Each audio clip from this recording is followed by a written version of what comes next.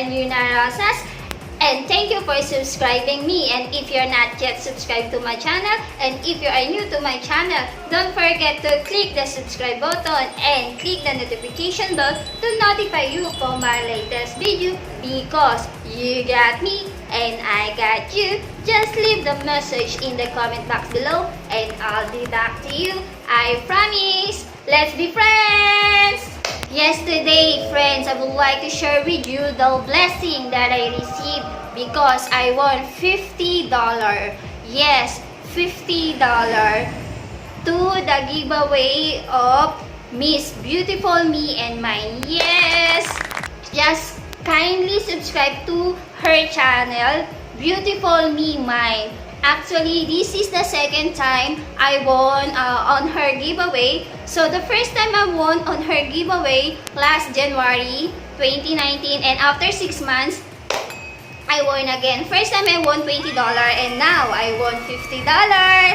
Thank you. I'm so blessed. Thank you. So, the prize that I received to Beautiful Me Mine. So, first, I went to Save More. Then you see this box. So I bought a center table. This center table is sale on Save More. So before is almost 1,100 something. Now is all about 875.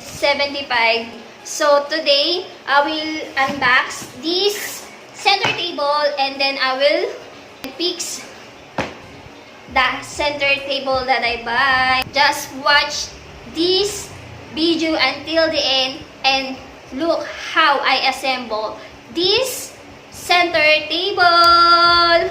So don't forget to subscribe to Beautiful Me and Mine. Okay, I will unbox it first before I assemble. To those young watching, please be careful using the scissor again. Warning.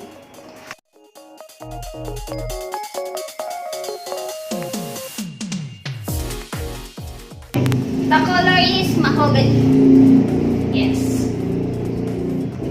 And this is the table. And the lower part of the table. And the guide, assembly instruction, the tocks, and the screw. There's, and no more friends. So let it start now. Then according to the assembly instruction, first we do this, the leg panel, all the leg panel. First, put the wooden dowel, this one, on here, hole first. Just put also the glue. And then, include also this, we call the bracket on this hole.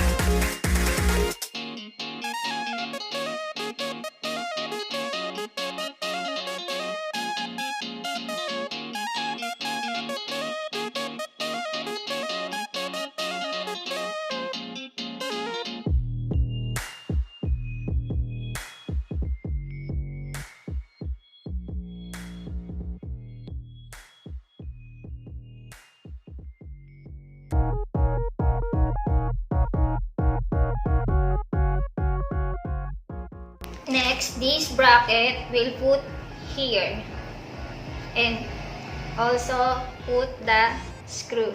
Let's do it.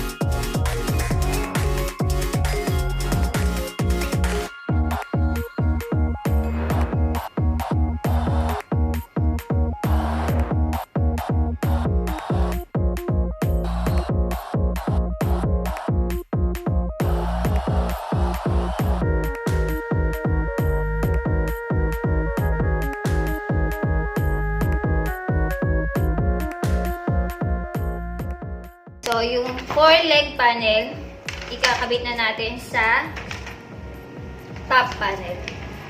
Ganito. Before we put the leg panel on the top panel, we need to put the glue first on the hull of the top panel. Okay?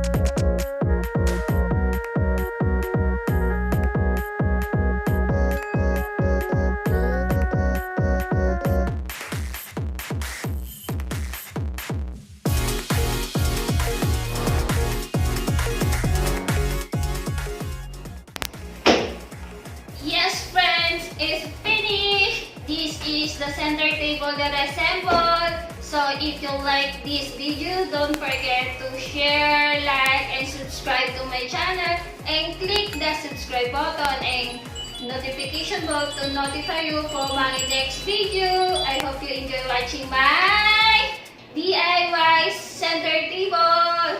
Until next video, I love you. Bye! It's so beautiful, right? I love you.